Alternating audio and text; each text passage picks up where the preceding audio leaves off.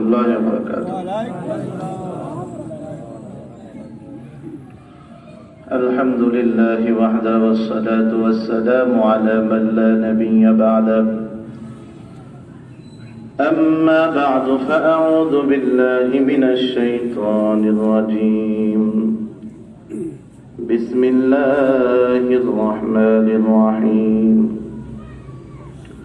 ولقد علمتم الذين اعتدوا منكم في السبت فقلنا لهم كونوا قردة خاسئين فجعلناها نكالا لما بين يديها وما خلفها وموعظة للمتقين. صدق الله العظيم وصدق رسوله النبي الكريم ونحن على ذلك لمن الشاهدين والشاكرين والحمد لله رب العالمين. সকলেই মুহাব্বতের সাথে প্রাণ ভরে দরুদ ইব্রাহিমী পাঠ করি। اللهم صل على محمد وعلى آل محمد كما صليت على إبراهيم وعلى آل إبراهيم إنك حميد مجيد. اللهم بارك على محمد وعلى آل محمد كما باركت على إبراهيم وعلى آل إبراهيم إنك حميد مجيد. মাজিদ তাবাসসুম বালিকা মাদ্রাসা ও শৈশবের বন্ধু মহলের উদ্যোগে আয়োজিত প্রথম বার্ষিক তাফসীরুল কুরআন মাহফিলের আমার অত্যন্ত শ্রদ্ধাভাজন সভাপতি, মঞ্চে উপবিষ্ট যুগের শ্রেষ্ঠ সন্তান উলামায়ে কেরাম, আমার সামনে উপবিষ্ট দিনদার ইমানদার মুসলমান ভাইয়েরা, পর্দার অন্তরালে অবস্থানরত অত্যন্ত শ্রদ্ধেয় মা বোনেরা, মহান আল্লাহ রাব্বুল আলামিনের আলিশান দরবারে লাখ কোটি শুকর ও সুজুদ যে মহান রব্বুল আলামিন আমাকে আপনাকে অত্যন্ত মহাব্বত করে ভালোবেসে বিশ্ব নবীর বাসায় জান্নাতের বাগানে আসবার এবং বসবার, দুটো দিনই কথা বলবার এবং শুনবার তৌফিক দান করেছেন। আসুন সেই মনিবের দরবারে অন্তরের অন্তঃস্থল থেকে কালিমাতুশ শুকর আদায় করি, সকলে জবান করে বলি আলহামদুলিল্লাহ। আমরা যে শুকরিয়া আদায় করলাম কার? আরো জোরে চিল্লায় বলেন শাহাদাত নামগুলি উঁচু করে বলেন। খুশি হলেন কে? বেজার হলো কে? বেজার হলো কে? অতএব শুকরিয়া আদায় যদি আমরা কার্পণ্যতা করি তাহলে খুশি হবে শয়তান, নারাজ হবেন আমার আল্লাহ। যার কারণে আবারও আসুন আবারও শুকরিয়া আদায় করি, সকলে জবান খুলে চিল্লায় বলি আলহামদুলিল্লাহ। আমার ভাইয়ারা, আমি আগে আপনাদের সামনে পরিচয় দিয়ে নেই। বিগত কিছুদিন আগে আপনাদের এখানে ডিসেম্বর মাসে একটা তাফসীরুল কুরআন মাহফিল হয়েছিল। সেই তাফসীরুল কুরআন মাহফিলে আমি এসেছিলাম। প্রথম দিনে আব্দুল্লাহ আল আমিন ভাইয়ের আগে আমি আপনাদের সামনে বয়ান করেছিলাম। আমি কি বিষয় আলোচনা করেছি সেই বিষয়টাও আপনাদের মনে আছে কিনা আমি জানি না। আমি সেদিন সেই বিষয়বস্তু নিয়েছিলাম সূরা মুদ্দাসিরের 4খানা আয়াতে কারিমা তেলাওয়াত করে আপনাদেরকে এই কথা জানিয়ে গিয়েছিলাম যে জাহান্নামে যাওয়ার 4টা কারণ, 4 কারণে মানুষ জাহান্নামে যাবে। যে 4টা কারণ, সেই কারণগুলো আপনাদের সামনে বর্ণনা করে গিয়েছিলাম। যোগ উপযোগী কথা বলে আমার এটা প্রত্যেকটা সময় চলে। আমি সব সময় কথা মুক্তাজাই হাল অর্থাৎ সময়ের চাহিদা অনুপাতে বলার চেষ্টা করি। আমার বন্ধুরা, আমি যে কথাটা আপনাদের সামনে আজকে পেশ করব সেই কথাটা হলো বর্তমান সমাজের ভিতরে একটা নতুন ভাইরাস এসেছে। যে ভাইরাসের দোয়া আমাদের হুজুর আমার আগে হযরত মাওলানা ফরিদ হোসেন সাহেব দামাত বরকাতুহু তিনি আপনাদেরকে পড়িয়ে মুখস্থ কিছুটা করিয়ে গিয়েছেন। তো আমি আপনাদের কাছে আজকে যে বিষয়টা আলোচনা করব, আমি আপনাদের কাছে সর্বপ্রথম জানতে চাই এই ভাইরাস যে আমাদের সমাজের মধ্যে আক্রান্ত হচ্ছে, এই ভাইরাসগুলো আমাদের জন্য নিয়ামত না গজব? জোরে। এই গজবগুলো আমাদের উপরে কেন আসে? অর্থাৎ আজকের বিষয়বস্তু আমার আলোচনার টপিক হলো যে আল্লাহর গজব কেন পৃথিবীর বুকে আসে, তার অতীতেরও কিছু ঘটনা আপনাদের সামনে আমি আপনাদের সামনে তুলে ধরব। সেই সুবাদে মহাগ্রন্থ আল কোরআনের সূরা বাকারা থেকে 65 এবং 66 নম্বর আয়াতে কারিমা আপনাদের সামনে তেলাওয়াত করেছি। আল্লাহ পাক এই বিষয়বস্তুর উপরে আমাকে কোরআন সুন্নাহর আলোকে কথা বলবার এবং আপনাদের সকলকে আমলের নিয়তে শুনবার তৌফিক দান করুন। সকলে চিল্লায় বলুন আমিন। আমার বন্ধুগণ, মাহফিলটা সুন্দর করতে গেলে, একটু পরিবেশ করতে গেলে, আপনারা জানেন আমার মেজাজটা আবার একটু ভিন্ন। পরিবেশ যদি সুন্দর না হয় আমার আলোচনা তেমন জবান দিয়ে বের হয় না। আমি লম্বা সময় আলোচনা আপনাদের থেকে নেব না, আমি অল্প সময় আলোচনা করব। লম্বা সময় আলোচনা করতে পারবো না, কারণ সময় অনেক সংক্ষিপ্ত। যেহেতু মহিলা মাদ্রাসার এই মাহফিল, আমরা চেষ্টা করব 12টার ভিতরে। আমার পরেও একজন আলোচক আছেন, হযরত মাওলানা মুফতি আশিকুল্লাহ সিরাজি সাহেব, তিনিও সুদূর কুমিল্লা থেকে এসেছেন, আমি ঢাকা থেকে এসেছি। আমাদের প্রত্যেকেই দুইজনে আমরা শিক্ষক মানুষ, তা আমাদের তাকাজা হলো কাল সকালে যে ক্লাস করাতে হবে। আমরা আপনাদেরকেও বেশি রাত্রে করবো না, কারণ ওয়াজ এত লম্বা সময় শুনে মাগার ফজরের নামাজ হলো না, তাহলে এই নফল ইবাদতের কোনো দাম আছে? জোরে কোন? নফলের দাম বেশি না ফরজের দাম বেশি? ফরজের দাম যদি বেশি হয় তাহলে আমরা অল্প সময় আলোচনা করব, জমে জমে বসে বসে। এজন্য আমি আপনাদের সামনে এখন গতবার যে ইমানের স্পিরিট নিয়েছিলেন আপনারা, আপনাদের ভিতরে সেই ইমানের স্পিরিট এখনো কি সেই অব্যাহত আছে না চলে গেছে? আছে। তাহলে আমি বলতে দেরি হবে, আমি লিল্লাহি তাকবীর বলবো, আপনারা আল্লাহু আকবার বলে দাঁড়ায় যাবেন। পারবেন তো ইনশাআল্লাহ? লিল্লাহি তাকবীর। মাশাআল্লাহ মাশাআল্লাহ, আপনাদের সেই পুরনো চেহারা আছে। একটু মেহেরবানি করে এক কদম করে সামনের দিকে জমা জমা এসে বলে যান। সামনের দিকে আসেন, আমার মহাব্বতের মানুষ আপনারা, আপনাদেরকে দিল থেকে ভালোবাসি। হ্যাঁ, সকলে একটু সামনের দিকে এসে বসে যান, এবং পাশাপাশি যারা চেয়ারে বসে আছেন আপনারা চেয়ার থেকে নেমে জমে জমে বসে যান। ইনশাআল্লাহ মাহফিলের পরিবেশটাকে সুন্দর করেন। ইনশাআল্লাহ আমাদের আলোচনা আমরা মন ভরে করার চেষ্টা করবো। তারা দোয়া করতে থাকুন, আপনার তার যেন কোরআন সুন্নাহর আলোকে কথাগুলো জবান থেকে বের করেন। এই জন্য সকলে চিল্লা বলেন আমিন। ও দোস্ত, আমি যে কথাটা আপনাদের সামনে বলতে চাই, আজকে আমাদের মাঝে এত রোগ, এত মহামারী আজকে আমাদের মাঝে এভাবে আসতেছে। আমাদের তো কোনো অপরাধ নয়, আমরা তো মুসলমান। চায়নাতে এসেছে, চায়না অপরাধ করেছিল, মাগার আমাদের কোনো দোষ আছে নাকি? তাহলে এবার বুঝতে হবে যে কেন আমাদের দেশের মধ্যে এই করোনা ভাইরাস গতকাল সংবাদের মাধ্যমে আমরা শুনতে পেলাম আমাদের এই দেশের ভিতরে নাকি 3 জনের গায়ে করোনা ভাইরাস ধরা পড়েছে।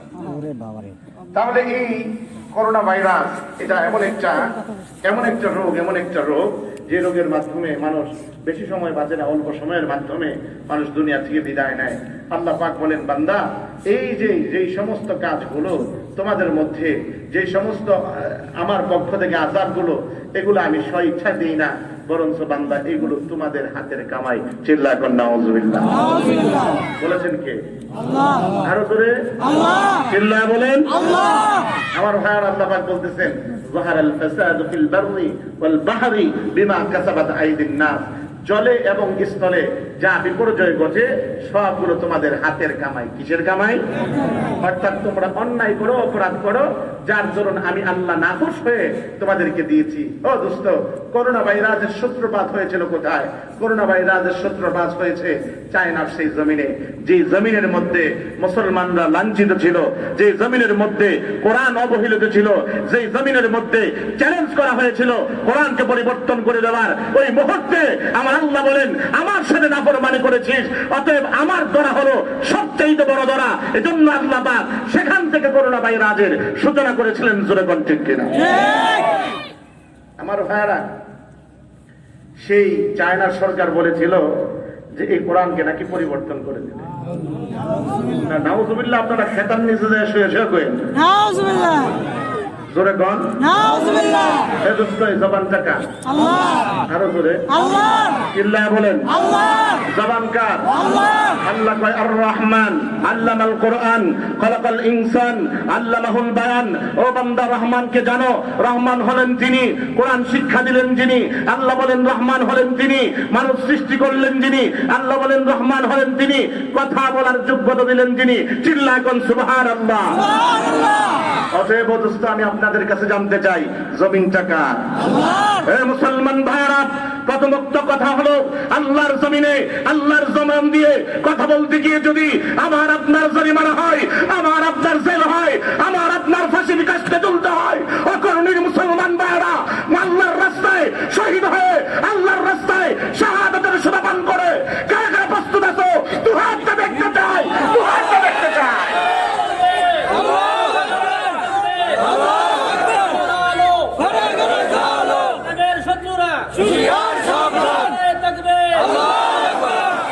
আমার ভাইরা, এজন্য মনে রাখতে হবে আল্লাহ রাব্বুল আলামিন যিনি যত ধরনের এই জবানটা দিয়েছেন আমাদেরকে আল্লাহর পক্ষে কথা বলার জন্য। কথা বলেন জবান যতদিন আছে ততদিন পক্ষে কার পক্ষে কথা বলবো? আরো জোরে বলেন কার পক্ষে? আমার বন্ধুগণ, এজন্য আমরা সর্বদাই সুবহানাল্লাহ, আলহামদুলিল্লাহ, আল্লাহু আকবারের আওয়াজ আস্তে বলবো না, জোরে বলবো। জোরে কোন ঠিক কিনা? আমার বন্ধুগণ, যেই কথাটা আপনাদের সামনে আমি ধারাবাহিকভাবে বলতে চাই, সেই চায়নার সরকার যখন চিন্তা করেছে আমার আল্লাহর কোরআনের পরিবর্তন করে দিবে, আল্লাহ কয় আমার কোরআনের পরিবর্তন করা পৃথিবীর কোনো কারো হাতে নয়, বরঞ্চ সবকিছু আমি আল্লাহর হাতে রেখে দিয়েছি। কারণ এই পৃথিবীর সমস্ত কিতাবের ব্যাপারে আল্লাহ পাক বলেন নাই, আল্লাহ পাক শুধুমাত্র এই কোরআনের ব্যাপারে বলেছেন ইন্না নাহনু নাযালনা যিকরা ওয়া ইন্না লাহু লাহাফিজুন। হে দুনিয়ার মানুষ, শুনে রাখো, এই কোরআনের হেফাজতকারী কে? আল্লাহ। আরো জোরে। পৃথিবীর কোন দুঃসাধ্যবাদ বাদশাহ চেষ্টা করে আমার আল্লাহর কোরআনের পরিবর্তন করে দেওয়ার জন্য খোদার কসম করে বলতে পারি আমার আল্লাহর কোরআনের পরিবর্তন করতে পারবে না। ঠিক কিনা তুমি বলো? এজন্য আমার ভাইয়েরা, তখন থেকে সেই করোনা ভাইরাসের সূত্রপাত হয়েছে, তখন থেকে আল্লাহ পাক মুসলিমদের উপরে নিধন যখন করেছে, সেই চায়নার সরকার মুসলিমদেরকে মেরেছে। আল্লাহ পাক যেহেতু মুসলমানদেরকে ভালোবাসেন, কারণ মুসলমানরাও ভালোবাসে সবচেয়ে বেশি কাকে? আল্লাহ। আমানু আশাদ্দু হুব্বান লিল্লাহ, ঈমানদারেরা সবচেয়ে ভালোবাসবে কাকে? আল্লাহ। অতএব এটাই হলো সবচেয়ে বড় ঈমানদার। আল্লাহকে যেমনি ভাবে ঈমানদাররাও ভালোবাসে, আল্লাহও বান্দাকে ভালোবাসে। সেই আল্লাহর বান্দা আল্লাহর মাখলুককে যখন ইচ্ছাধর পিটাচ্ছিল, মারছিল, হত্যা করছিল, কোরআনের পরিবর্তন করে দেওয়ার জন্য যখন নাকি এই কথা যখন নাকি সমাজের মাঝে দাওর করেছিল, এমনকি আল্লাহর বিধান পর্দাকে যখন উঠিয়ে দেওয়ার যখন সেই পায়তারা করেছিল, সেই ঘোষণা দিয়েছিল, আমার আল্লাহ বলেন আমি আল্লাহর বিধান পর্দাকে লঙ্ঘিত করবি, আমি আল্লাহ তোদেরকে এমন প্যাকেট করব, পলিথিন দিয়ে পুরুষ মহিলা উভয়ের আল্লাহ প্যাকেট করে দিছে। এজন্য আমার আল্লাহর দরা হলো বড় দরা। আমার আল্লাহ ছাড় দেন মাগার ছেড়ে, কথা বলেন না, আমার আল্লাহ ছাড় দেন মাগার ছেড়ে, আমার আল্লাহর দরা কঠিন দরা। মুসলমান ভাইরা, এজন্য যে কথাটা বলতে চাই, এই করোনা ভাইরাস আমাদের সমাজের মধ্যে আস্তে আস্তে করে চলে এসেছে। তার মানে আমাদের পাপাচারের কারণে, আমাদের অন্যায়ের কারণে আজকে আমার সমাজের মধ্যে করোনা ভাইরাস ছয়লাভ হচ্ছে। গতকালের রিপোর্ট হলো ইতালির মধ্যে 155 জন একদিনের মধ্যে মারা গেছে। দোস্ত, শুধুমাত্র আল্লাহ পাক আমাদেরকে হিফাজত করতেছেন। আমরা দোয়া করি আল্লাহ পাক এই করোনা ভাইরাসকে যেন অনতিবিলম্বে এই বাংলার জমিন থেকে নিয়ে যান। আমিন বল। আমিন। আমিন। আল্লাহ বলে পৃথিবীর যত ইতিহাস এটাই প্রমাণ করে যে বান্দাগুলো নাফরমানি করেছে আমার আল্লাহর সাথে। আল্লাহ পাক কওমে আদ, কওমে সামুদ, এমনি ভাবে কওমে লূত, এই সমস্ত জাতিগুলোকে আল্লাহ পাক ধ্বংস করেছেন। আমি যে আয়াতে কারিমা তেলাওয়াত করেছি, এই আয়াতে কারিমার মধ্যে আল্লাহ পাক আরেকটা জাতি, যে জাতির নাম হলো আইলা জাতি, এই জাতিকে আল্লাহ পাক তিনি ধ্বংস করে দিয়েছেন তাদের অবাধ্যতার কারণে। আল্লাহর সামান্য একটা বিধান পণ্ডিতি করেছে, আল্লাহর সামান্য একটা বিধান অমান্য করেছে, আল্লাহ পাক তাদেরকে পৃথিবীর বুকে কিরাদাতান খাসিন, নিকৃষ্ট বানর বানিয়ে 3 দিন পরে তাদেরকে পৃথিবী থেকে বিদায় করে দিয়েছে। এই ঘটনায় আজকে আপনাদের সামনে বর্ণনা করে আমার আলোচনা শুরু করব। ও মুসলমান ভাইরা, আপনারা জানেন আল্লাহ রাব্বুল আলামিন পৃথিবীর বুকে অনেক পয়গম্বর প্রেরণ করেছেন, সোয়া লক্ষ নবী এবং পয়গম্বর প্রেরণ করেছেন। তন্মধ্যে আল্লাহ পাক 104টা কিতাব, 100 সহিফা এবং 4টা কিতাব, মূল কিতাব আল্লাহ পাক প্রেরণ করেছেন। তন্মধ্যে প্রথম তাওরাত হযরতে মুসা আলাইহিস সালামের উপরে নাযিল করেছেন, ইনজিল হযরতে ঈসা আলাইহিস সালামের উপরে নাযিল করেছেন, জবুর হযরতে দাউদ আলাইহিস সালামের উপরে নাযিল করেছেন, এবং বিশেষ কিতাব মহাগ্রন্থ আল কোরআন আমার আপনার নবী জনাবে মুহাম্মদুর রাসূলুল্লাহ সাল্লাল্লাহু আলাইহি ওয়াসাল্লামের উপরে নাযিল করেছেন। না সুবহানাল্লাহ কইেন না? সুবহানাল্লাহ। মুসলমান ভাইরা আমার, তাম পৃথিবীর বুকে আল্লাহ রাব্বুল আলামিন কোরআনে কারীম নাযিল করলেন। সমস্ত সব কিতাবের শেষ কিতাব হলো মহাগ্রন্থ আল কোরআন। সমস্ত নবীদের শেষ নবী হলো আমার আপনার নবী জনাবে মুহাম্মদুর রাসূলুল্লাহ সাল্লাল্লাহু আলাইহি ওয়াসাল্লাম। পৃথিবীর বুকে যত কিতাব আর যত গ্রন্থ, যত সহিফা এসেছে, সমস্ত কিতাবগুলো তাদের সর্বপ্রিয় ছিল, এলাকার জন্য ছিল এবং নির্দিষ্ট একটা সময়ের জন্য ছিল। আল্লাহ পাকের যে কিতাব মহাগ্রন্থ আল কোরআন, এটা কোনো গোত্রের জন্য নয়, এটা কোনো নির্দিষ্ট জাতির জন্য নয়, এমনকি নির্দিষ্ট মুদ্দত বা সময়ের মধ্যে নয়, বরঞ্চ এটা হলো আনলিমিটেড সময়। কিয়ামত পর্যন্ত আল্লাহ পাকের এই কোরআনের বিধান চলবে। চিল্লায়া বলেন না সুবহানাল্লাহ। আমার মুসলমান ভাইরা, যে কথাটা আপনাদের সামনে আমি বলতে চাই, আল্লাহ রাব্বুল আলামিন জাবুর কিতাব নাযিল করেছেন হযরতে দাউদ আলাইহিস সালামের উপরে। যে দাউদ আলাইহিস সালাম তিনি এত সুন্দর কণ্ঠের অধিকারী ছিলেন। তামাম পৃথিবীর বুকে আল্লাহ তাআলা যত সুন্দর কণ্ঠওয়ালা মানুষ বানিয়েছেন, সমস্ত কণ্ঠওয়ালা মানুষ যদি জোড়া দেওয়া হয়, হযরতে দাউদ আলাইহিস সালামের সামান্য কণ্ঠের অধিকারী তারা হবে না। আপনি বলতে পারেন হুজুর, আমগো পার্শ্ববর্তী এলাকার নাম মানিকগঞ্জ, মানিকগঞ্জের মমতা বেগমের কণ্ঠটা বড় মিষ্টি, বড় ভালো লাগে, কিন্তু যত বড় কণ্ঠই হোক না কেন ও দোস্ত, আল্লাহ পাকের পয়গম্বর হযরত দাউদ আলাইহিস সালামের কণ্ঠটা এত মধুর ছিল। আল্লাহ রাব্বুল আলামিন হযরত দাউদ আলাইহিস সালামকে এত মধুর কণ্ঠ দান করেছেন, তামাম দুনিয়ার অর্ধেক সৌন্দর্য কণ্ঠ আল্লাহ রাব্বুল আলামিন হযরত দাউদ আলাইহিস সালামকে দিয়ে দিয়েছে। সুবহানাল্লাহ। এবার শুনেন, হযরত দাউদ আলাইহিস সালাম তিনি কত সুন্দর কণ্ঠের অধিকারী। আপনারা জানেন, জান্নাতের ভিতরে আল্লাহ পাক নেবার পূর্বে প্রত্যেকটা মানুষকে আপনার একটা পানি দিয়ে গোসল করাবেন। যে পানিটা দিয়ে গোসল করানোর পরে প্রত্যেকটা মানুষের মধ্যে পরিবর্তন কিছু দিক থেকে আসবে।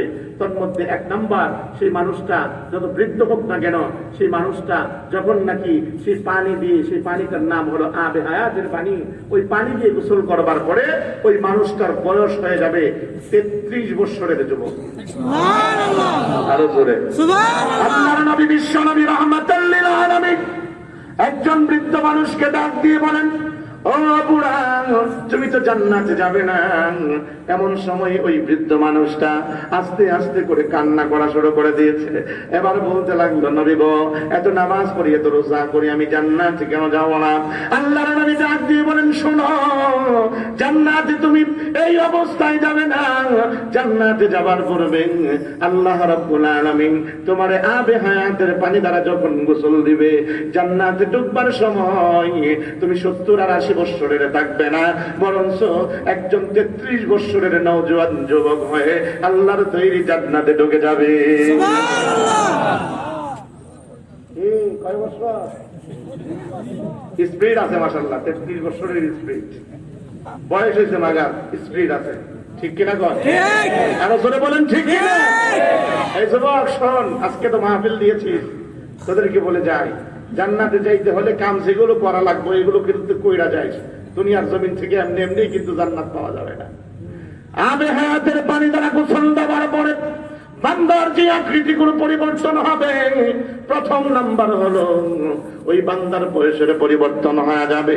দ্বিতীয় নাম্বার, বান্দার পরিবর্তন হবে ওই বান্দা যখন সে যত খাটুই হোক না কেন, চাই সে চায়নার হোক, চাই সে বাঙালি সাইজ হোক, যত খাটো হোক না কেন, ওই বান্দাটা হয়ে যাবে হযরতে আদম আলাইহিস সালামের মতো লম্বা। যে আদম আলাইহিস সালাম তিনি ছিলেন তাফসীরের কিতাবের মধ্যে লেখে, তিনি ছিলেন 60 গজ 120 হাত লম্বা। চিল্লা এখন সুবহানাল্লাহ। লম্বা যদি এমন হয় তাহলে 5টা কেমন হওয়া দরকার? 5টা হবেন আপনার নিজস্ব হাতে, 7 হাত, তার মানে হবেন বিশাল দেহের অধিকারী। ঠিক কিনা জোরে বলে? যদি বিশাল দেহের অধিকারী না হন, আল্লাহর নবী মেরাজে, এই যে মেরাজের রজনী আসতেছে সামনে, এই মেরাজের রজনীতে যখন নাকি আল্লাহর নবী গিয়েছিলেন 7 আসমান পাড়ি দিয়ে শেষ বর্ডার সিদরাতুল মুনতাহায়, ওই জায়গার মধ্যে আল্লাহর নবী দেখতে পান একটা বিশাল বড় বড়ই গাছ। সুবহানাল্লাহ।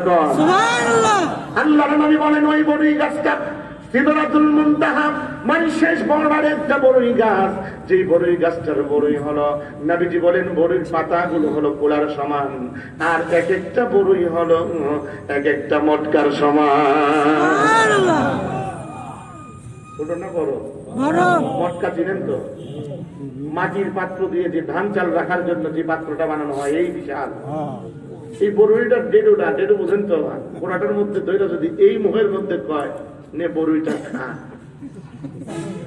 পরে 3 ক্লাব পত্রিকার হেডলাইন আইব বড়ির খাইতে গিয়ে বড়ির নিচে পড়ে কলিমুদ্দিনের ছেলে সলিমুদ্দিন শেষ। ঠিক কিনা? কিন্তু আপনার দেহটা যখন 120 হাত, আপনি উঁচা হবেন, আর যদি বডিটা 7 হাত হয় 5, তখন চেহারাটা এই বড় হবে, কামড়ায় দইটা বডি খাইতে সুবিধা হবে। ঠিক কিনা? আরো সেরকম ঠিক কিনা? আরে মুসলমান বাড়া, আল্লাহ রাব্বুল আলামিন আবে হাতের পানি দ্বারা গোসল দেওয়ার পরে আপনার চেহারাটা ছিল কালো কুৎসিত, আপনার চেহারার মধ্যে শ্বেত রোগ ছিল, আপনার চেহারা এমন কি বডি ভালো ছিল না, বিভিন্ন জায়গায় আপনার বিভিন্ন রঙের, আপনি দেশের মধ্যে বিভিন্ন কালারের মানুষ আছে না নাই? জোরে কোন? এমনি ভাবে যখন নাকি জান্নাতি হবেন, আবে হায়াতের পানি দ্বারা গোসল দেওয়ার পরে আপনি হয়ে যাবেন তামাম দুনিয়ার ভিতরে সুন্দর একজন মানুষ ছিল, যার নাম হলো হযরত ইউসুফ আলাইহিস সালাম। ওই ইউসুফ আলাইহিস সালামের মতো করে আল্লাহ পাক সুন্দর করে আল্লাহ তাআলা আল্লাহর তৈরি জান্নাতে আপনারে ঢোকা দিবে। আমার নবীজি বলেন আমার ভাই ইউসুফকে আল্লাহ পাক তামাম দুনিয়ার অর্ধেক সৌন্দর্যতা দান করেছে। আর জোরে কোন? জোরে কোন? আপনারা জানেন এই সূরা ইউসুফের তাফসীরের মধ্যে এসেছে হযরত ইউসুফ আলাইহিস সালাম তিনি যখন নাকি জান্নাতে, তিনি যখন নাকি বিবি জুলাইখার ঘরে ছিলেন, হযরত জুলাইখা সে হযরত ইউসুফ আলাইহিস সালামকে কুকর্মের দিকে দেখেছিল, আল্লাহ পাক তাকে হেফাজত করেছেন। শেষ পর্যন্ত যখন এই কথাটা চাউর হয়ে গেল, শেষ পর্যন্ত জুলাইখা সে নিজেকে নির্দোষ প্রমাণের জন্য মন্ত্রী পরিষদের বিবিদেরকে ডাকলো, ডাক দিয়ে বলতে লাগলো তোমরা বসো, ইউসুফকে তুমি করে দেখাবো। যখন ইউসুফকে দেখাবার জন্য, ইউসুফকে মন্ত্রী পরিষদের বিবিদের ইউসুফকে দেখাবার জন্য ইউসুফ আলাইহিস সালামকে সামনের দিকে হাঁটাবার জন্য আদেশ করলেন। তাদের হাতে একটা মালটা বা যে কোনো ফল দিয়েছিল, বলেছিল তোমরা চাকু দ্বারা ফলটা কাটো। তারা শেষ পর্যন্ত ফল কাটতে পারে নাই, তাদের আঙ্গুলগুলো ইউসুফের চেহারার দিকে তাকায়া তাদের আঙ্গুলগুলো তারা কেটে ফেলেছিল। সুবহানাল্লাহ। তাহলে সুন্দর না অসুন্দর? সুন্দর। জান্নাতে ঢোকবার পূর্বে আল্লাহ পাক আপনাকে এমনি করে সুন্দর করে বানায় আল্লাহ পাক জান্নাতে ঢোকায় দিবে। সুবহানাল্লাহ। এবার যদি কণ্ঠটা ভালো না হয় তাইলে তো বড় মুশকিল। আল্লাহ পাক সেই জান্নাতের ভিতরে ঢুকবার পূর্বে আবে হায়াতের পানি দ্বারা গোসল দেওয়ার পরে আপনাকে জান্নাতে ঢুকবার পূর্বে কণ্ঠ বানায় দিবেন হযরত দাউদ আলাইহিস সালামের মতো। সুবহানাল্লাহ। সুবহানাল্লাহ কইেন না আপনারা? সুবহানাল্লাহ। আমার মুসলমান ভাইরা, আল্লাহ পাক যে জান্নাতের ভিতরে একটা অনুষ্ঠান করবেন, দিদারে মাওলা অনুষ্ঠান। সংক্ষিপ্ত করে কথাগুলো আপনাদেরকে শোনাই, আমার কথাটা আপনাদেরকে বোঝাবার জন্য। অদস্ত ওই দিদারে মাওলা অনুষ্ঠানের মধ্যে আমার আল্লাহ নিজে হবেন, আল্লাহ তাআলা নিজে হবেন সভাপতি, আমার নবী থাকবেন প্রধান অতিথি, আর বিশেষ অতিথি করে পয়গম্বরদেরকে দাওয়াত করবেন। তন্মধ্যে হযরত দাউদ আলাইহিস সালাম ওই জান্নাতের ভিতরে দিনার এই সুন্দর কণ্ঠের কারণে আল্লাহ পাক সেদিন ডাক দিয়ে বলবেন, দাউদ আজকে এই জান্নাতে দিদারে মাওলা অনুষ্ঠানের ভিতরে তুমি তেলাওয়াত করো, তুমি তেলাওয়াত করবে তোমার কিতাব জাবুর নয়, তোমার আমার কিতাব মহাগ্রন্থ আল কোরআন। আজকে এই পুরো জান্নাতবাসীকে তেলাওয়াত করে তুমি শোনা দাও। সুবহানাল্লাহ। সেদিন তিনি তার সুন্দর কণ্ঠের কারণে সেদিন তিনি তেলাওয়াত করে শোনাবেন এবং জান্নাতি মানুষদেরকে মুগ্ধ করবেন। আমরা সেই অনুষ্ঠানে থাকতে চাই কি চাই না? চাই। চান কারা কারা একটু দুহাত তুলে দেখান। নারে তাকবীর। সকলকে কবুল করুক, সকলে বলে আমিন। ও মুসলমান ভাইরা, আমি যেই কথাটা আপনাদেরকে বুঝাইতে চাই, হযরত দাউদ আলাইহিস সালামের কণ্ঠটা বড় মধুর ছিল, বড় চমৎকার ছিল। হযরত দাউদ আলাইহিস সালাম তিনি যখন তিনার কিতাব যখন তেলাওয়াত করতেন, তিনার কিতাব তেলাওয়াত করার সময় সমস্ত গাছের পাখিগুলো, মানুষগুলো, এমনকি নদীর মাছগুলো পর্যন্ত তীরের মধ্যে এসে বসে বসে হযরত দাউদ আলাইহিস সালামের কিতাব জাবুর কিতাব তেলাওয়াত শুনবার জন্য বসে যাইত। সুবহানাল্লাহ। যখন নাকি বসে যাইত, এমতো অবস্থায় এই মানুষগুলো বুদ্ধি করলো যে মাছগুলো ধরা দরকার। তখন তারা মাছ আস্তে আস্তে করে শনিবার দিন তিনার কিতাব তেলাওয়াত করা হতো, শনিবার দিন তারা মাছ ধরে ফেলত। আল্লাহ পাকের মাখলুক হলো মাছ। তখন আল্লাহ পাক নিষেধ করলেন, দাউদ তোমার জাতিকে জানায় দাও তারা যেন শনিবার দিন মাছ না ধরে। শনিবার দিন তারা মাছ ধরলে এতে করে আমার মাখলুকের কষ্ট হয়, কারণ তারা মৎস্যজীবী মানুষ ছিল, মাছ ধরে তারা রোজে রোজগার করত। অতএব তাদেরকে এই শনিবার দিন মাছ ধরতে নিষেধ করো। যখন আল্লাহ পাকের পক্ষ থেকে নিষেধাজ্ঞা চলে আসলো, তখন তাদের মধ্যে বুদ্ধিজীবী কিছু দাঁড়ায় গেছে। বুঝেন নাই কথাটা? আমগো দেশেও কিছু বুদ্ধিজীবী আছে না, যারা বুদ্ধি বেচতে বেচতে মাথা চান্দ শেষ, মাথা পুরা স্টেডিয়াম হয়ে গেছে। কিন্তু তাদের এই বুদ্ধিগুলো ইসলামের জন্য খাটায় না, বরঞ্চ ইসলামের বিরুদ্ধে খাটায়। জোরে কোন ঠিক কিনা? আরে মোলামাদের বিরুদ্ধে খাটায়, কোরআনের বিরুদ্ধে খাটায়। একটা কথাই বলে দিতে চাই, এটা মুসলমানদের দেশ, এটা কোরআনের দেশ।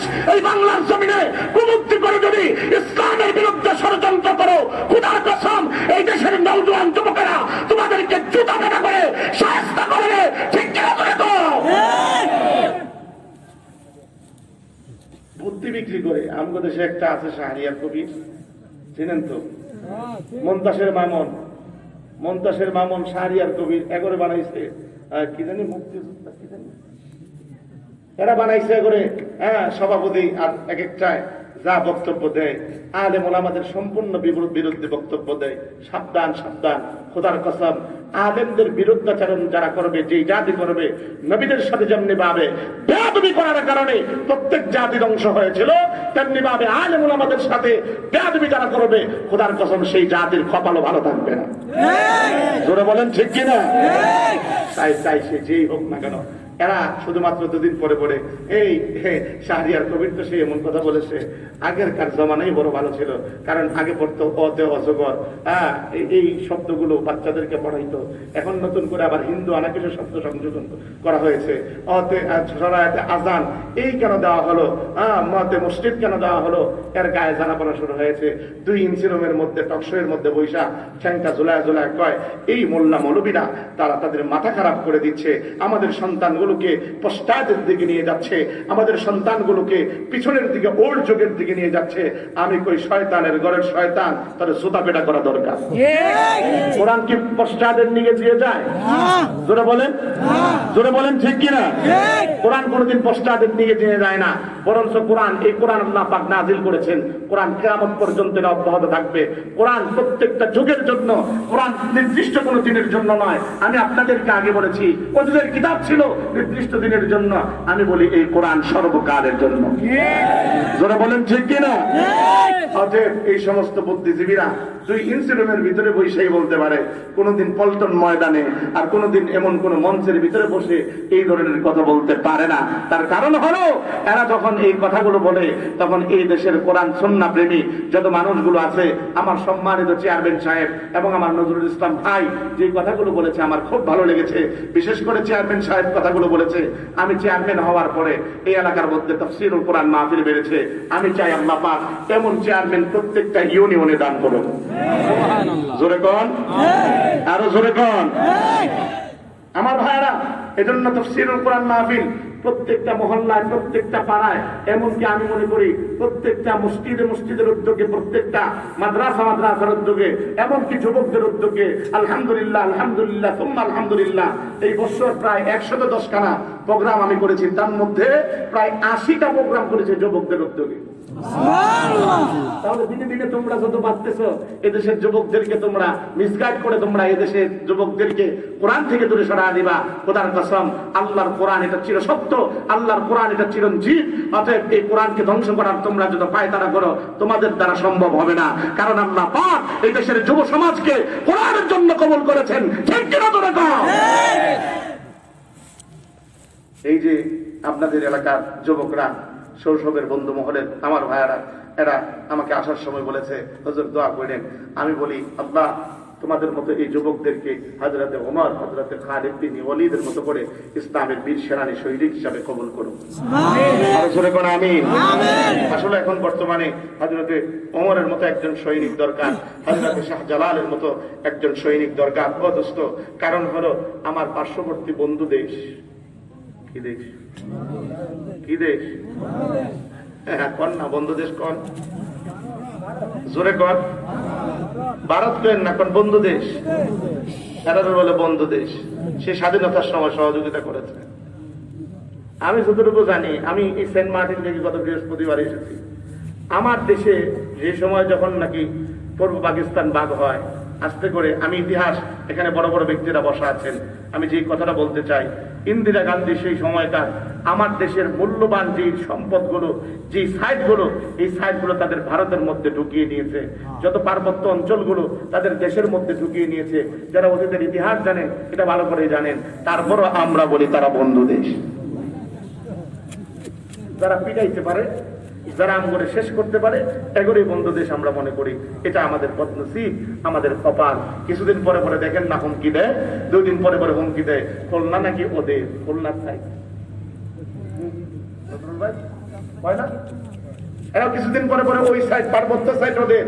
আমি বলি, শোন, একটা কথা মনে রাখিস, আমরা আবার সেই বন্ধু দেশের আমাদের নরেন্দ্র মোদী, যে নাকি যার হাতের ভিতরে মুসলমানের রক্তে রঞ্জিত, যার হাতের ভিতরে কোরআন পুরানোর বহুত কলঙ্ক, যার হাতের ভিতরে গুজরাটের সেই কসাই, যে কসাই নাকি যে অনেক আগে গুজরাটে থাকা অবস্থায় 5,000 মুসলমানকে হত্যা করেছে, সেই গুজরাটের সেই কসাইকে বাংলার দেশে সম্মাননা দেওয়ার চিন্তা করেছিল। আল্লাহ কয় করোনা ভাইরাস দিয়া সাবধান করলাম।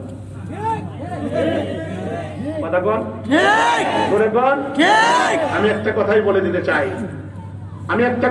দিতে চাই, কিছুদিন পরে পরে তো বলিস যে এই জায়গা আমাদের, বাংলার এই জমিন আমাদের, আমাদের দেশটা আসলে ছোট্ট, 56,000 বর্গ মাইল। এই দেশটাকে এরা খাবলিয়ে নিতে চায়। অথচ ওদের একটা রাজ্য, আসাম একটা রাজ্য, যেটা আমার এই বাংলাদেশ থেকেও বড়, 70,000 বর্গ মাইল। আমি গিয়েছি সেই আসামের মধ্যে। আমি বলতে চাই, 56,000 এই বর্গ মাইল, এটা যদিও ছোট্ট, কিন্তু এই দেশের ভিতরে যারাই বসবাস করে তারা প্রত্যেকেই শাহজালালের উত্তরসূরি, তারা প্রত্যেকেই শাহপরানের উত্তরসূরি, তারা প্রত্যেকেই শাহ মাখদুমের উত্তরসূরি, তারা প্রত্যেকই হলো হযরতে আমিনের উত্তরসূরি। ঠিক কিনা তোরা? একটা কথাই বলতে চাই, তোরা তো আমার দেশের টাইগারদের সাথে খেলতে যায়, আমার দেশের টাইগারদের সাথে খেলতে গিয়া তোরা একা খেলোস না, বরঞ্চ আমাদের দেশের টাইগাররা খেলে 11 জন, আর তোরা খেলোস 13 জন। আম্পায়ার তোদের জিততে গেলে আম্পায়ারের সহযোগিতা লাগে। কথা কন। আমি একটা কথাই বলতে চাই, আমার দেশের টাইগাররা হতে পারে তারা টাইগার, কিন্তু তারা দন্তহীন। এই তো নরেন্দ্র মোদী, মনে রাখিস, আমার দেশের এই সীমানাকে যদি তোরা খাপলে কেটে চাস, খোদার কসম, এই দেশের ভিতরে যারা টাইগার রয়েছে তারা দন্তহীন নয়। আমার দেশের সীমানায় পাড়া দিয়ে দেখ, খোদার কসম, তোদের একটাকেও ছাড়া হবে না। ঠিক কিনা করে দাও? আয়া দেখ, তখন করবি, আইসা দেখ, টিঙ্গি ভাঙ্গা হালাম। কথা কন, জোরে কন। মনে তো নাই তোদের ইতিহাস, তোদের বাপ দাদাদের ইতিহাস আমরা জানি। আজানের ধ্বনি শুনে তোদের বাপ দাদাদের গৌর গোবিন্দের সমস্ত পতন ঘটেছিল। কথা কয়, আল্লাহু আকবরের ধ্বনির কারণে তোদের বাপ দাদাদের পতন ঘটেছিল। মনে রাখিস, এই দেশটাও কিন্তু হিন্দুবাদীদের ছিল, গৌর গোবিন্দের শাসন ছিল। এক বুরহান উদ্দিনের সন্তানকে কোরবানি করেছিল, জবেহ করেছিল তার আপন বাবার হাত দ্বারা। শুধু গরু জবেহ করার অপরাধে এই বাংলার মাটিতে এসেছিল শাহজালাল ইয়ামানী রহমাতুল্লাহ আলাইহি। যে শাহজালাল ইয়ামানী রহমাতুল্লাহ আলাইহি বাংলার মাটিতে ডুববার পরে তোরা ষড়যন্ত্র করে তাদের পিতৃপুরুষরা আমাদের সেই সুরমা নদীর সেই নৌজাহান বন্ধ করে দিয়েছিলি। নৌজাহান বন্ধ করে দিস কি হয়েছে?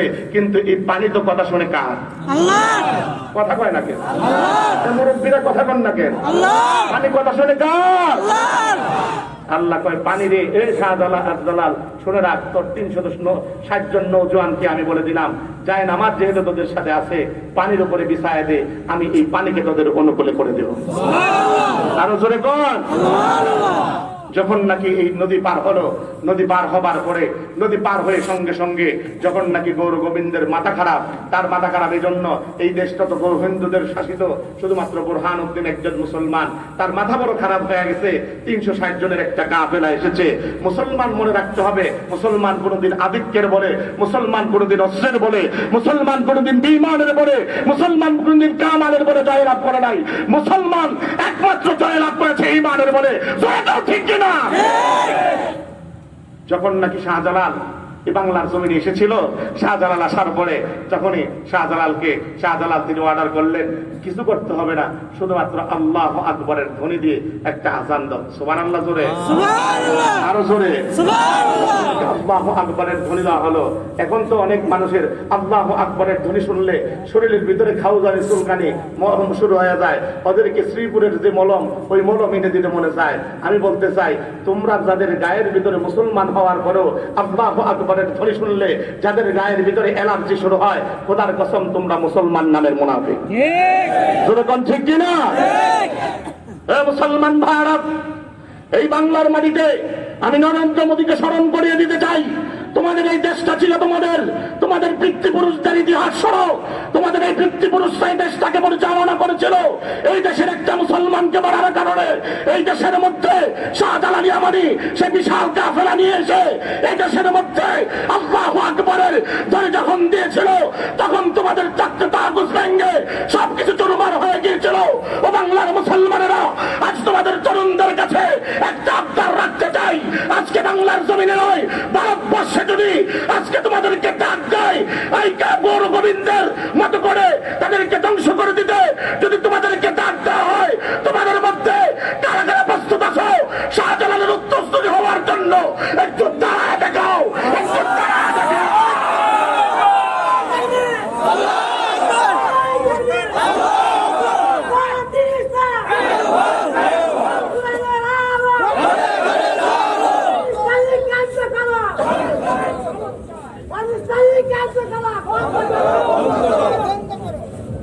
বসেন, সকলে বসেন আমার ভাইরা। এজন্য আমি বলতে চাই, কারণ শাহজালাল ইয়ামানি রাহমাতুল্লাহ আলাইহি তিনি বাংলার জমিনে এসেছিলেন ইসলামী হুকুমত কায়েম করবার জন্য। কথা কোন ঠিক কিনা? ছেড়ে দেন বাবা, কষ্ট হচ্ছে না? ছেড়ে দেবো না? ছেড়ে দেবো না? বিরক্ত লাগতেছে? যদি কাউকে বিরক্ত লাগে তাহলে আমি ছেড়ে দেব। কারণ হলো এই কথাগুলো আজকে সবাই বলে না, কথাগুলো আজকে কিচ্ছা কাহিনীর ওয়াজ দিয়ে আজকে ভরে গিয়েছে। আমি একটা কথাই বলেছি, আমি যোগ্যোপযোগী কথা বলি। অনেকে আবার নাকি আমি শুনতে পেরেছি যে আমার নাম যদি দেলোয়ার হোসেন মাইজি দেওয়া হয়, অনেকে বলে আসবে না, এজন্য মাইজি নাম তাদের গজব রাখছে। আমি আপনাদের শোনাই দিতে চাই, আলহামদুলিল্লাহ এক মাহফিলে একবার না, এই পর্যন্ত 6 বারের মতো 7 বারের মতো জীবনে মাহফিল করে 6 বছর যাবত জীবনে শুরু হয়েছে, 6 বারের মতো লাগাতার যাচ্ছি। এই পর্যন্ত কোনোদিন মাইজি নাম হজব করে নাই। আপনার জ্ঞানে নাকি আমার মাইজি নাম হজব করা হয়েছে। অনেকে নাকি আমারে বলবে যে দ্বিতীয়বার এই মাঠে আসছে, এজন্য মানুষ হবে না। আমি একটা কথা বলতে চাই, আপনারা কি আমারে মহব্বত করেন না কোরআনের মহব্বত? করে বলেন কাকে? কোরআনকে মহব্বত যদি করে থাকেন, খোদার কসম করে বলি, ব্যক্তি যেই হোক না কেন, আমরা কোরআনকে মহব্বত করি। যে কোরআনের কথা বলবে তার পক্ষে আমরা থাকবো, ঠিক কিনা?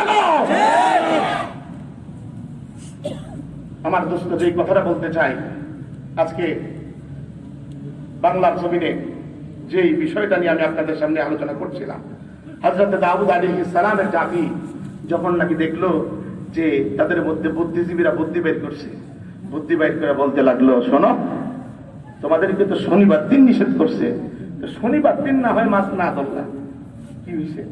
একটা কাজ করো, বেড়া দিয়া, বেড়া পর্যন্ত জাল দিয়া বেনি পালায়া মাছগুলোরে আটকায় রাখো, হ্যাঁ, রবিবার দিন যায় তোমরা মাছ ধরবা। এ দোস্ত, আমি আপনাদের কাছে বলতে চাই, আপনাদেরকে আমরা এত কটু কথা এত করোনা করে বলি কেন?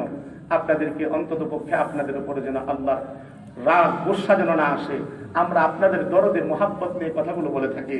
কারণ অতীতের জাতিদের মাঝে দুই ভাগ ছিল, একটা হলো যারা বাধা প্রদান করত, আর একটা হলো যারা মানে আল্লাহর বিধানকে অমান্য করত। আমরা বাধা প্রদান এজন্যই করি আপনারা গুনাহের কাজের মধ্যে যায়েন না, গুনাহের কাজের মধ্যে গেলে আপনারাও আল্লাহর গজবের মধ্যে নিমজ্জিত হয়ে যাবেন।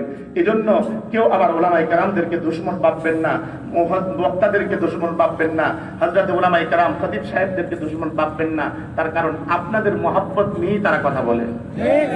জোরে আরো জোরে।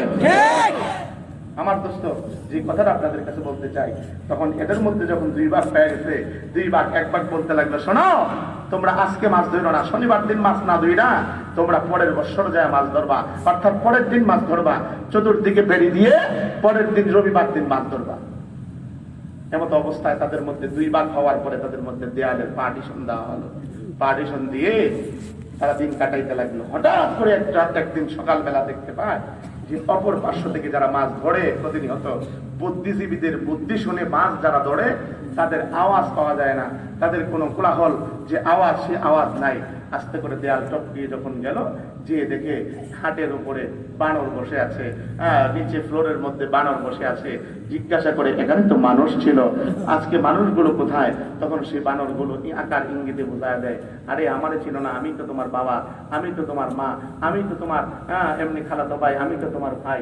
এইভাবে যখন নাকি বলতে লাগলো, তখন এই অবস্থায় তারা বুঝতে পারলো, আরে আল্লাহর গজব বুঝি চলে এসেছে।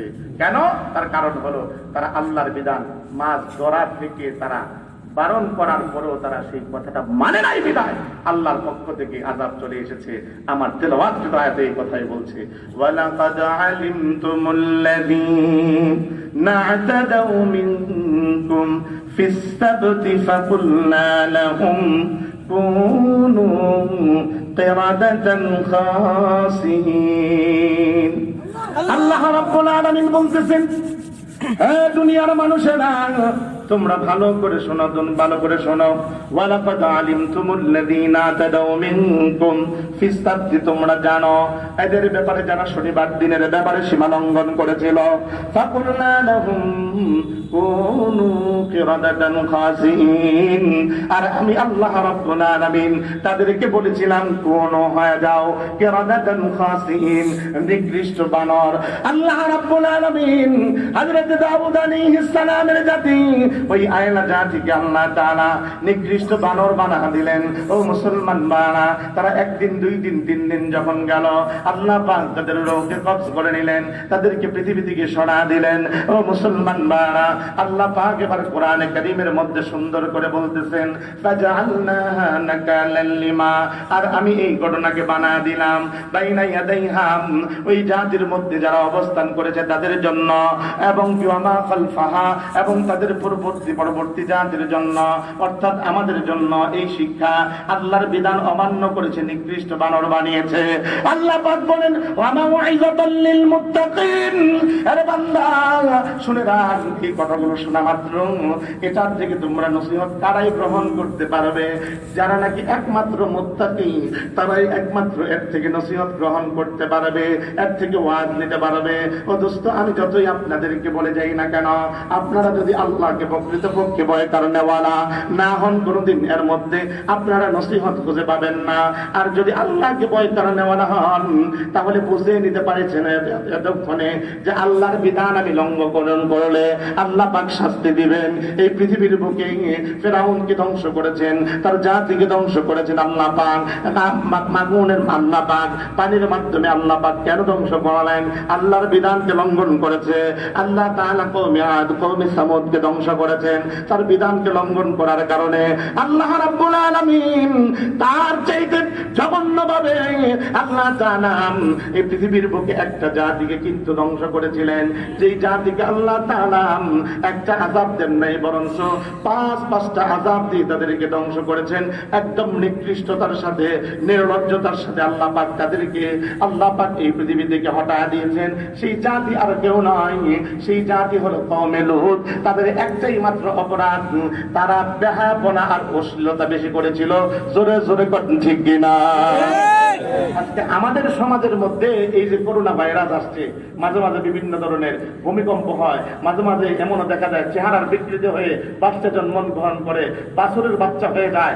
এই যে ঘটনাগুলো মাঝে মাঝে আল্লাহ পাক দেখান, আল্লাহ পাক কয় বান্দা শুনে রাখ, কুফরি তো তোরা করস না, তারা মুসলমান, কিন্তু তোদের মধ্যে আমি আল্লাহ নাখোশ কেন হই, তোদের প্রতি নাখোশ হই, তোদের মধ্যে বেহায়াপনা আর অশ্লীলতা বেড়ে গিয়েছে। কথা জোরে কর। এবং তার প্রতিকার এই যে আল্লাহর গজব কেন, আল্লাহর গজব আমার এই উত্তরটা দেখেন আলোচনার বিষয়বস্তুর সাথে, যে আল্লাহ পাক গজব দেন হলো বেহায়াপনা আর অশ্লীলতার কারণে বেশি গজব দেন, আর নাফরমানির কারণে আল্লাহ পাক কম একটা করে গজব দিয়ে আল্লাহ পাক তাদেরকে ধ্বংস করেছেন। কিন্তু কওমে লূত যারা পুরুষে পুরুষে সমকামিতা করত, পুরুষে পুরুষে মেয়েরা মেয়েরা সমকামিতা করার কারণে আল্লাহ পাক তাদেরকে এত বড় আযাব দিয়েছিলেন। ও দোস্ত, আপনারা জানেন এই জাতিকে আল্লাহ পাক 5টা আযাব দিয়েছিল। তার মধ্যে প্রথম নম্বর আযাব হলো, প্রথম নম্বর আযাব আল্লাহ পাক তাদেরকে ভাইব্রেশন দিয়েছেন। আম করে মাঝে মাঝে যেমনি দিয়ে না ভাইব্রেশন, বুঝেন তো? বুঝেন না? জমিন ধরে কাঁপান না? কথা কন। ভূমিকম্প আমাদের দেশে হয়নি? এই যে কিছুদিন আগে হলো, ফজরের আগে, এই দিন মনে করেন আপনার বিল্ডিং এর যত আমার ঢাকা শহরের সব বেড়া বেড়ি যা আছে সব নেমে গেছে। পুরুষ মসজিদে ফজরের নামাজ পড়াইতে দেয়া দেখে আমার মেহরাবে আমার জায়গা নেই। করোনা ভাইরাসের খবর আসছে, আজকে ফজরের সময় মাশাআল্লাহ মসজিদ ভরা। হুজুর কি কর?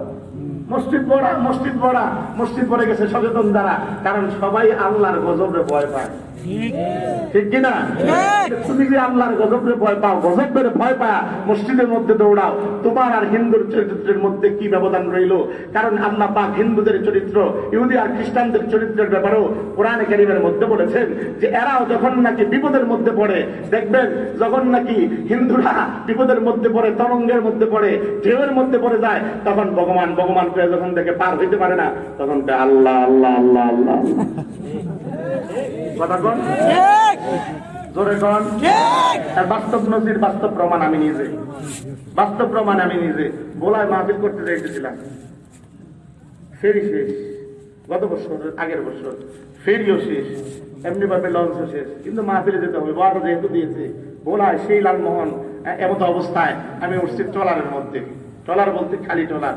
এখন যখন নাকি মেঘনা নদীর ঢেউ এমন ভাবে উঠছে, আমি মনে মনে তওবা কইরা ফেলাইছি, আমি কি আজকে শেষ, আর নেটওয়ার্কও নাই, বলতে বিদায় নেবো, মারতে বিদায় নেবো। তখন মনে মনে ভাবছি আমি মনে হয় শেষ। এখন পাশে যে হিন্দুরা ছিল, এখন এতক্ষণ পর্যন্ত ভগবান ভগবান ভগবান, পরে একটু পরে আল্লাহ আল্লাহ আল্লাহ আল্লাহ আল্লাহ, সুবহানাল্লাহ।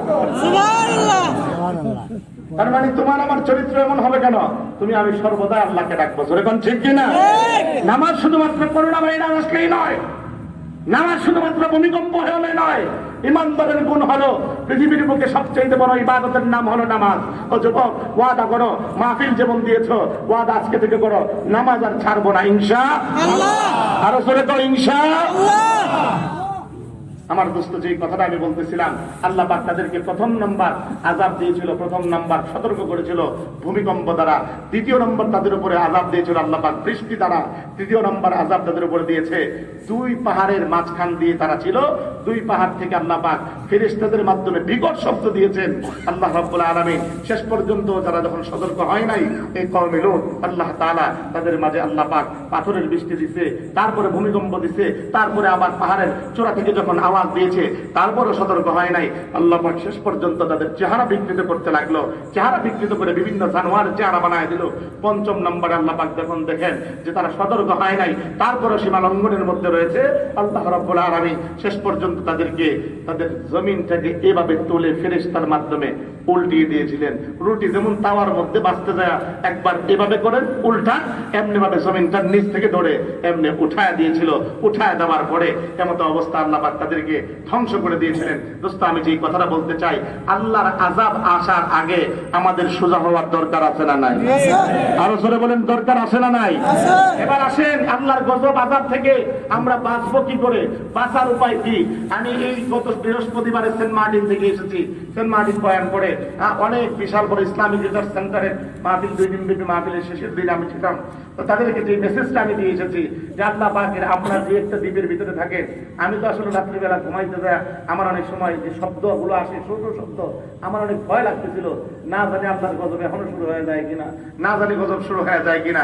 কারণ ওই জায়গার ভিতরে এত পরিমাণ পাপাচার, আমার দেশের শহরের মেয়েগুলো ছেলেগুলো এভাবে যে সেখানে এত পরিমাণ পাপাচার করে যা চিন্তাও করা যায় না। স্থানীয় লোকজন 10,000 মানুষ আছে, তার মধ্যে একজন হিন্দু আছে। আলহামদুলিল্লাহ কয় আলহামদুলিল্লাহ। তোমরা নৈরাশ হবার কোনো কিছু নাই। মনে রাখো এই দেশের ভিতরে ইসলাম নাই, ইসলাম অবশ্যই আছে, সেখানে অবশ্যই দাওয়াতের কাজ চলে, মাদ্রাসা হতেই যাচ্ছে। মনে রাখতে হবে টেকনাফ থেকে তেতুলিয়া, রূপসা থেকে পাতুরিয়া, পুরোটা ইসলামের এই জমিন। জোরে কোন ঠিক কিনা? আরো জোরে বলেন ঠিক কিনা? অতএব আমার দোস্ত, আমি যেই কথাটা বলতে চাই, আল্লাহ পাক হতে পারে এই জমিনটাকে উল্টিয়ে দিতে পারেন। দোস্ত, আমাদের বদ আমলের কারণে কওমে জাতিকে, যে কওমের আল্লাহ পাক যেমনি ধ্বংস করেছেন, এই দেশটাকে প্রতিকার রক্ষা কিভাবে করা যায়? রক্ষার কবচ হলো একমাত্র এই মহাগ্রন্থ আল কোরআন। সুবহানাল্লাহ জোরে, সুবহানাল্লাহ, আরো জোরে সুবহানাল্লাহ, চিল্লা বলেন সুবহানাল্লাহ। ছোট্ট একটা ঘটনা বলে আমি বিদায় নেব। কারণ আল্লাহ পাক বলেছেন তো এই কোরআন হলো শিফা। কোরআনের অপর নাম কি? শিফা, সুস্থতা। কোরআন যত মানুষ এই তেলাওয়াত করবে, আমরা মোল্লা মৌলবীর কাছে যাওয়ার পরে আমরা মোল্লা মৌলবীরা কি যে ফুটান মারি, এই ফুটা কি আমগো বাপ দাদারা কেউ শিখাই দিছে? হ্যাঁ, এই কোরআন থেকে পড়ে আমরা আস্তে করে মুখস্থ যে কোরআনটা আছে সেখান থেকে ফু দেই। আল্লাহ পাক এর বদলতে, কোরআনের বরকতে আল্লাহ পাক আপনাদেরকে সুস্থতা দান করেন। অতএব এই কোরআনের অপর নাম কি? জোরে কোন? আল্লাহ পাক এই কোরআনকে, আল্লাহ পাক দুর্যোগের মোকাবেলায় যদি আমরা এই কোরআনকে দাঁড় করাই, আমার মেসেজটা যেটা, সেটা হলো এই কোরআনের দুর্গ কায়েম করা প্রত্যেকটা এলাকার ভিতরে, তাহলে আল্লাহ পাক হয়তো রক্ষা করতে পারেন। আমি ছোট্ট যে ঘটনাটা বলে আপনাদের কাছ থেকে বিদায় নেব, সেই ঘটনাটা শোনার আগে আপনাদের কাছে মনটা একটু তৈরি আছে কিনা একটু দেখতে চাই। আমি লিল্লাহি তাকবীর বলবো, আপনারা আল্লাহু আকবার বলবেন। লিল্লাহি তাকবীর। না তৈরি নাই, আরো জোরে কোন লিল্লাহি তাকবীর। দোস্ত, আমি যে কথাটা বলতে চাই সেই কথাটা হলো, আপনারা আমাদের এই পৃথিবীর পক্ষে একটা দেশ আছে, যে দেশটার নাম হলো মালদ্বীপ। আসেনি? গেছেন নি আপনারা? কেউ জান নাই? সেটাও একটা সেন্ট মার্টিনের মতো, চতুর্দিকে পানি আর পানি, মাঝখানে একটা দ্বীপ। আমার যাওয়ার সুযোগ হয় নাই, তবে যাওয়ার চিন্তা ভাবনা আছে ইনশাআল্লাহ। আমরা তো চিন্তা করি যে করে আল্লাহ পাক এমনি ঘুরাইবো, কারণ হয়তো কোরআনের ভিতরে আছে, সেই চিন্তা ভাবনা আছে। কোনোদিন কোনো ট্যুর করি না, আমি পয়সা থাকি। পৃথিবীর বাংলাদেশের এমন মোটামুটি জায়গা বাকি নাই, সব জায়গায় মোটামুটি ঘোরা হয়েছে। এখন আল্লাহর দোয়া করে, আল্লাহ বিদেশে নাও, কোরআনের বরকতে নাও। কোরআনের কথা বলতে যাবো, যদি সফর অবস্থায় মারা যায় তাহলে অবশ্যই শহীদ হয়ে যাবো, ঠিক কিনা? সেই হিসাবে আল্লাহর কাছে দোয়া করি। আমি যে ঘটনা বলতে চাই, এই মালদ্বীপ আসলে মূলত আপনারা সফরে নামায় ইবনে বাতুতা একটা কিতাব আছে, ওই কিতাবের মধ্যে আপনারা পাবেন এই ঘটনাটুকু। এই আল্লামা ইবনে বাতুতা রাহমাতুল্লাহি আলাইহি, তিনি পুরো বিশ্ব সফর করেছেন। সফর করতে করতে আমার এই বাংলার জমিনেও তিনি এসেছিলেন, ইনার কিতাবের মধ্যে লেখেন, আমি যখন মালদ্বীপে গেলাম, মালদ্বীপে যাবার পরে তাদের মধ্যে দেখতে পেলাম শতভাগ মুসলমান। চিল্লা এখন সুবহানাল্লাহ, সুবহানাল্লাহ। আল্লামা ইবনে বাতুতা তিনি বলেন, আমি মানুষদেরকে জিজ্ঞাসা করলাম, কি ব্যাপার তোমাদের মধ্যে শতভাগ মুসলমান কি করে দেখা যায়? এমন মুসলমান কোত্থেকে হলো? বলতে লাগলো, শোনো, আমাদের এই দেশটার ভিতরে শতভাগ কিন্তু মুসলমান ছিল না, আমরা সম্পূর্ণই ছিলাম অমুসলিম। কিন্তু আমাদের এই দেশের ভিতরে একজন কোরআনওয়ালার বরকতে আল্লাহ পাক পুরো দেশটাকে মুসলিম সমাজ বানিয়ে দিয়েছে। সুবহানাল্লাহ। ওই লোকটা চোখের পানি ছেড়ে বলতে লাগলো, শোনো, আমাদের এই দেশের 500 দিয়ে সমুদ্র গেছে একটা সৌদি আরবের জাহাজ যাচ্ছিল, যে জাহাজের মধ্যে বৃষ্টির কবলের মধ্যে পড়ে, ঝড়ের কবলে পড়ে যে জাহাজটা পুরোটাই ডুবে গিয়েছিল, তার মধ্যে একটা ছেলে, নওজোয়ান ছোট্ট বালক, যে বালকটা সাঁতরাইতে এই মালদ্বীপ শহরের মধ্যে এসে ঢুকে গেল। মালদ্বীপ শহরে যখন ঢুকবার পরে সে নিজের ভাষা বুঝাইতে পারে না, কারো কাছে বলতে পারে না আমি সৌদি আরবের সন্তান, আমার একটু জায়গা করে দেন। কাউকে যে বলতে গেলে সে বোঝাইতে পারে না। শেষ পর্যন্ত এমন একটা ঘরের ভিতরে গিয়েছে, যে ঘরের ভিতরে ছিল একজন মেয়ে আর একজন মা। ওই মাকে যে অনুরোধ করে বলতে লাগলো, মা গো আমারে একটু থাকবার সুযোগ করে দেন, খাবার দাবারের ব্যবস্থা আমার নিজেরটা আমি নিজে করে নেব। ও মুসলমান ভাইরা, আমি আপনাদের কাছে জানতে চাই, আমার আল্লাহ যদি ইসলামকে কায়েম করতে চান, আমার আল্লাহ পারেন কিনা? আরো জোরে বলেন। কোরআনের আলো যদি ছড়াইতে চান, আমার আল্লাহ পারেন কিনা? আজকে তার বাস্তব নমুনা হলো লিল্লাহে তাকবীর। আরো জোরে বলেন লিল্লাহে তাকবীর। মাহফিলের প্রধান বক্তা হযরত মাওলানা বন্ধুবর আলেমদের হযরত মাওলানা মুফতি আশিকুল্লাহ সিরাজি সাহেব এসে গিয়েছেন। ইনশাআল্লাহ আপনাদের মাঝে মধুর কণ্ঠে আলোচনা শোনাবেন। শুনতে রাজি আছেন তো? ইনশাআল্লাহ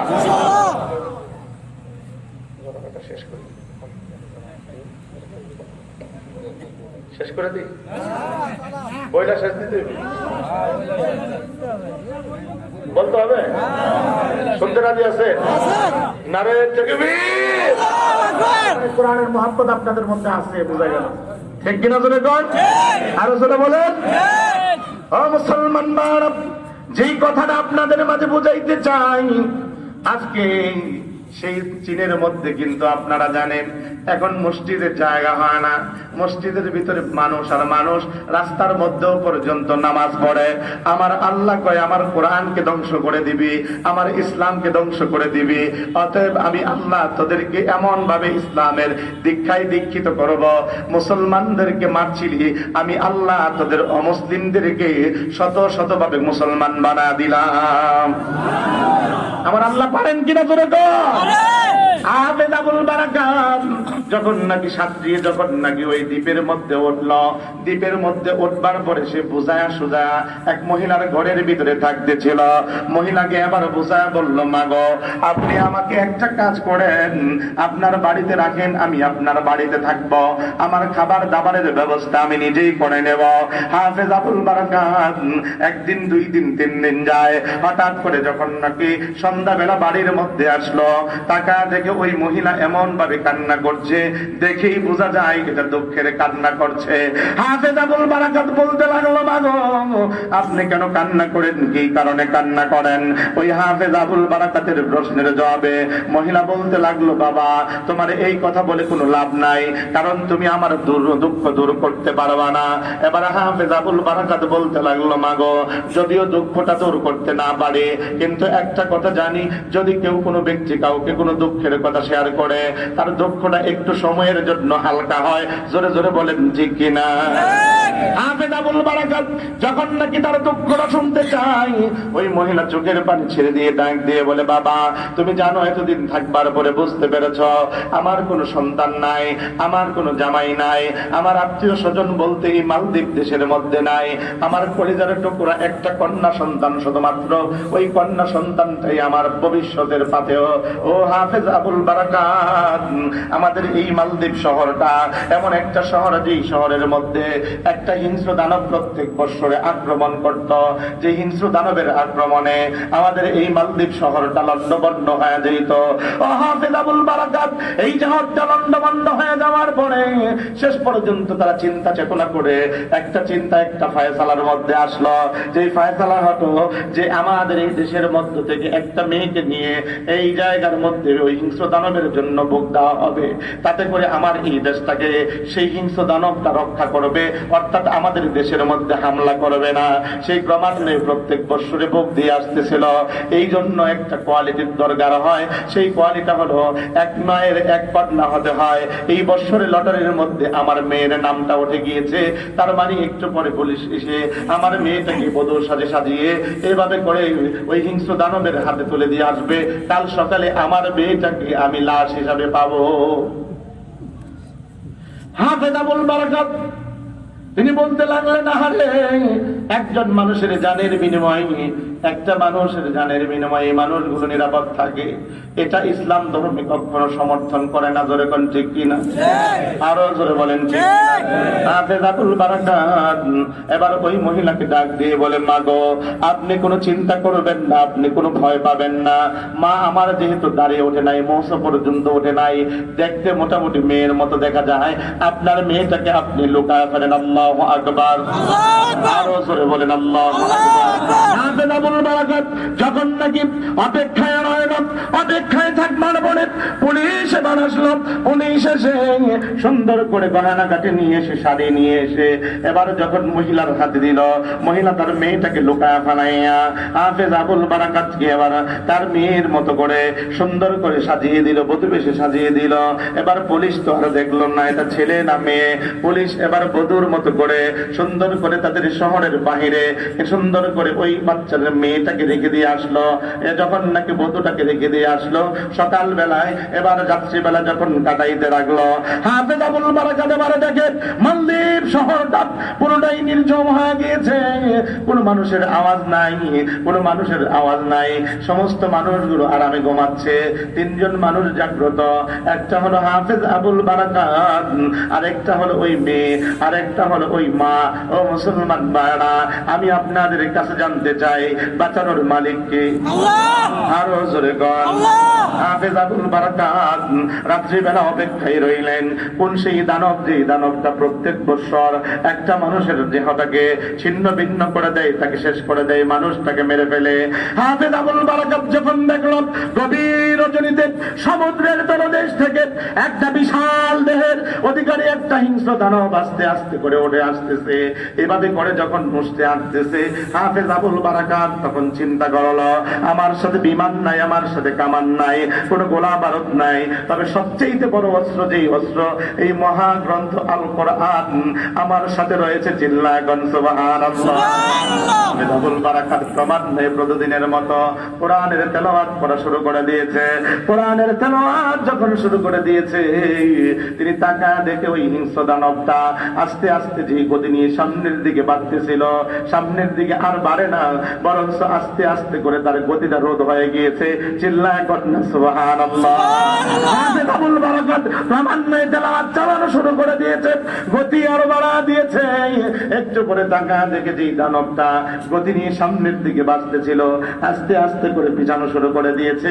ক্রমান্বয়ে একটু পরে ওই দানব আর দেখা যায় না, ওই দানবটা ঢুকে গিয়েছে। সকাল হলো, সকাল হওয়ার পরে পুলিশ আসলো। পুলিশ এসে তাকা দেখে রাত্রিবেলা বধূ সাজে একটা মেয়েকে দিয়ে গিয়েছিল, ওই জায়গার মধ্যে পড়ে থাকার কথা ছিল মেয়ের একটা লাশ। তাকা দেখে সুস্থ সাবলীল শরীরে দাঁড়িয়ে আছে একটা নওজোয়ান যুবক। চিল্লা জোরে কন্যা আল্লাহু আকবার। যখন নাকি আবার হাফেজ আবুল বারাকাতকে দেখবার পরে পুলিশ বলে, কি ব্যাপার যুবক, এই গন্ডির মাঝখানে তুমি কি করে সমুদ্রের তীরের মধ্যে আসলা? মেয়ে কোথায়? বলে মেয়ে তো দিয়ে যাও নাই, দিই তো গেছো আমারে। সুবহানাল্লাহ কইবেন না? সুবহানাল্লাহ। দিই তো গেছো আমারে। কয় কও কি তুমি? এই কথা তো বিশ্বাস করার মতো না, আমরা তো মেয়ে দিয়ে গিয়েছি। বলে না। কয় রাত্রিবেলা কি হয়েছে? চলো বাদশার দরবারে যাই। বাদশা জিজ্ঞাসা করে, হাফেজ আবুল বারাকাত তোমার নাম কি? কয় হাফেজ আবুল বারাকাত। তুমি কোন ধর্মের অধিকারী? আমি মুসলিম ধর্মের অধিকারী। তোমার দেশ কোথায়? কয় সৌদি আরব। এখানে কি করে এসেছে? এইভাবে এসেছি। তুমি রাত্রিবেলা এখানে ছিলা, কি দেখেছো? বলতে লাগলো, শোনো, আমি রাত্রিবেলা দেখতে পেয়েছি একটা বিশাল দেহের দানব আসতেছিল। যখন আমি তখন আমার ধর্মের কিতাব মহাগ্রন্থ আল কোরআন তেলাওয়াত করা শুরু করে দিয়েছি, যার কারণে সেই দানব আর আসতে পারে নাই, সঙ্গে সঙ্গে ডুবে গিয়েছে। এবার বাদশা বলতে লাগলো, ও হাফেজ আবুল বারাকাত, আমাদেরকে অদ্ভুত একটা ঘটনা শোনাইলা, আমরা ওয়াদা করলাম, শোনো, আগামী বছর এই দিনে তোমাকে এই জায়গার মধ্যে পাঠানো হবে। যদি আগামী বছর তুমি সুস্থ শরীরে ফিরে আসতে পারো, আমি বাদশা ঘোষণা দিলাম, আমার দেশের সমস্ত জনগণ নিয়ে তোমার কোরআনের উপরে ঈমান এনে কালিমা পড়ে তোমার হাতে মুসলমান হয়ে যাব। আগামী বছর এই দিনে যখন তাকে দেওয়া হলো, হাফেজ আবুল বারাকাত রাত্রিবেলা অপেক্ষায় রইলেন, কোথায় দানব আসবে, দানবের খবর নাই। রাত্রিবেলা তিনি সকালবেলা রাত্রি বার হলো, সকালবেলা বাদশার কাছে আসলো। বাদশা এবার হাতটা ধরে বলে, হাফেজ আবুল বারাকাত শোনো, বিগত বছর ওয়াদা করেছিলাম, ওয়াদা মতে এবার তোমার কাছে বলতেছি, আমার দেশের জনগণকে ঘোষণা দিয়েছি, জনগণের সামনে এবার হাফেজ আবুল বারাকাতের হাতে ধরে সমস্ত মানুষগুলো পড়ে নিল, লা ইলাহা ইল্লাল্লাহু মুহাম্মাদুর রাসূলুল্লাহ সাল্লাল্লাহু আলাইহি ওয়াসাল্লাম।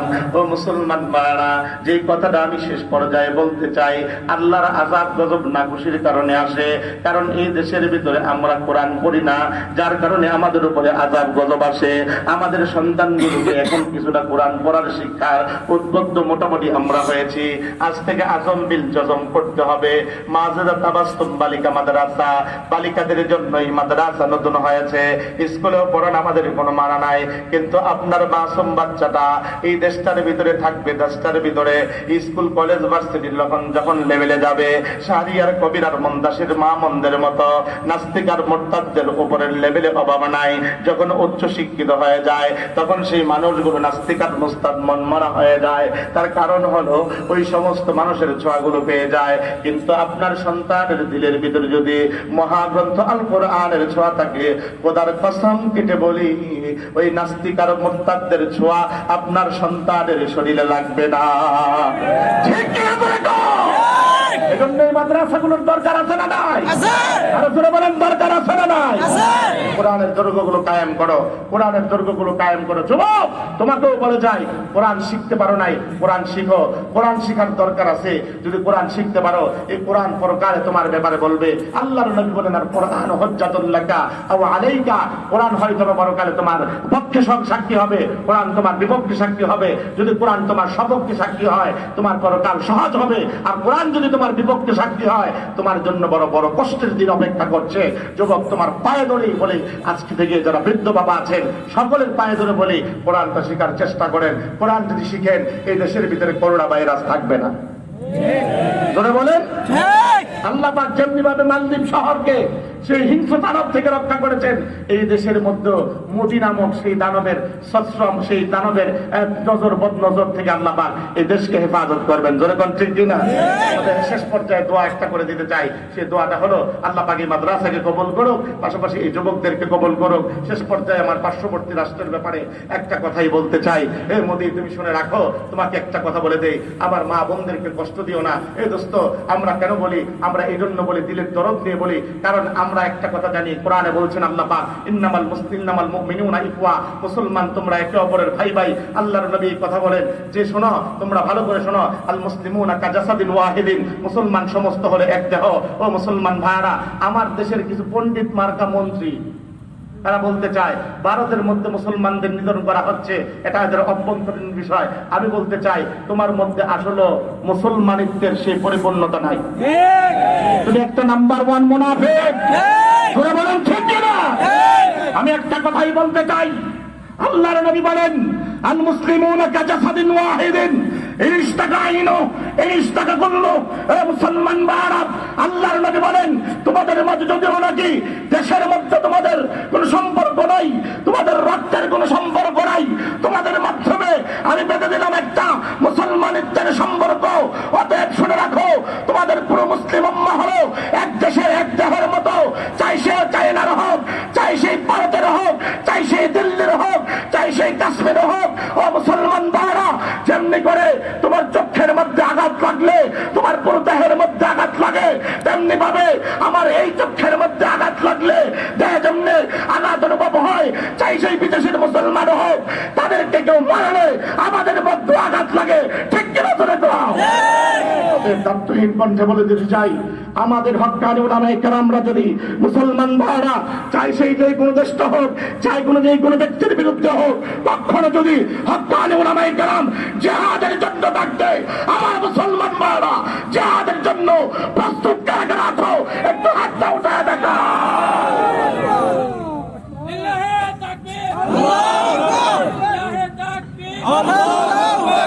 আসসালামু আলাইকুম ওয়া রাহমাতুল্লাহ।